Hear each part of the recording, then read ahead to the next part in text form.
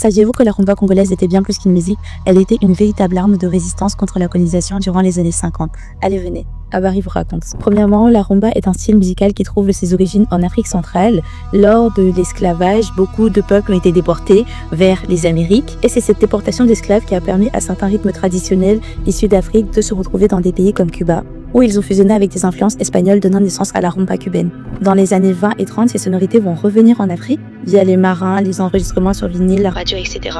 Les musiciens congolais vont donc se réapproprier ces rythmes en intégrant des instruments locaux et en chantant en lingala, une langue qui est largement parlée dans la région. C'est ainsi que va naître la rumba congolaise qui devient la bande-son de tout un peuple. Dans les années 40 et 50, le Congo est toujours sous domination belge et les Congolais n'ont droit à aucune parole politique et toute contestation est sévèrement réprimée. Donc à défaut de pouvoir s'exprimer librement, la musique devient un moyen détourné de revendiquer son identité et de dénoncer les injustices coloniales. Grâce aux paroles qui étaient chantées en lingala, cela pouvait passer outre car les colons ne comprenaient pas complètement ce qui était dit dans ces chansons. Les artistes pouvaient donc faire passer des messages codés, appelant ainsi à la résistance et à l'émancipation. Un exemple frappant, c'est Atandeli de Adou Elanga, sorti dans les années 50 avec une phrase emblématique traduite en français par « Tôt ou tard, le monde changera », une phrase apparemment anodine mais qui en réalité parlait du changement imminent et de l'espoir de la fin d'une ère coloniale. Et toutes ces petites choses n'ont fait que se multiplier avec le temps. On a également eu l'apparition de plusieurs figures emblématiques de la rumba congolaise de l'époque, comme Franco Luambo Makiadi ou encore Joseph Kabesele alias Grand Calais,